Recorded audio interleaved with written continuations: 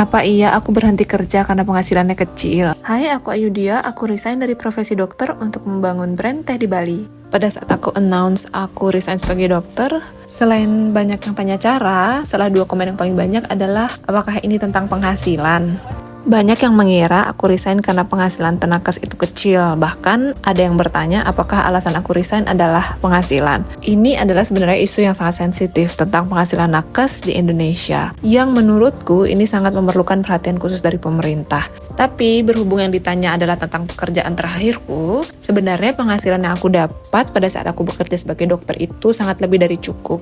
Karena kebetulan aku bekerja di salah satu klinik pariwisata yang biasa menghandle tamu internasional yang datang ke Bali. Dan klinik tempat bekerja aku dulu bekerja sama dengan hotel-hotel besar dan perusahaan-perusahaan besar untuk medical check-up karyawan, insurance karyawan. Jadi sebenarnya tempat kerja aku itu sangat aman, nyaman, dan risikonya juga tidak terlalu tinggi dengan penghasilan yang cukup tinggi. Alasan utama yang mendasar kenapa akhirnya aku memutuskan untuk meninggalkan praktek sebagai dokter adalah burnout. Selama 5 tahun praktek menjadi dokter, semakin lama aku merasa semakin tidak cukup bekerja keras, padahal badanku sudah sangat lelah.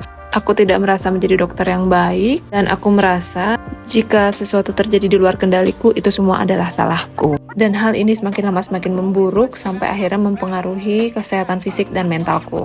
Dan beberapa kali aku harus mengalami sakit, dan semakin lama pola hidupku semakin kacau, mulai dari tidur, makan, sama sekali tidak olahraga. Aku mulai rutin mengkonsumsi obat GERD dan vertigo, dan pada akhirnya di satu titik aku memutuskan sepertinya hidup ini harus direstart lagi deh.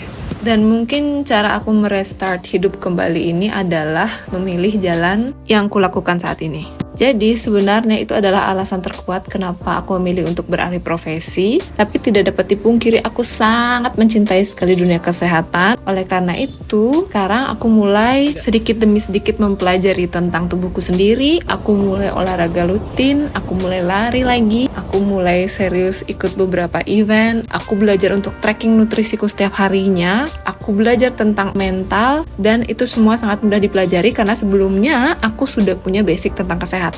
So there is nothing wrong with become a doctor. Aku sangat menikmati sekali pendidikanku sebagai dokter, di mana itu dibutuhkan kedisiplinan tinggi dan ketangguhan khusus untuk melewatinya, dan ternyata aku bisa melewatinya. Aku sangat mencintai sekali profesiku sebagai dokter, mencintai sekali pasien-pasien langgananku yang masih sampai sekarang menanyakan kabar. Tidak menutup kemungkinan suatu saat nanti aku akan kembali dengan versi yang lebih baik. Mungkin karena aku mencintai olahraga, siapa tahu aku bisa belajar sesuatu tentang kedokteran yang berhubungan dengan olahraga.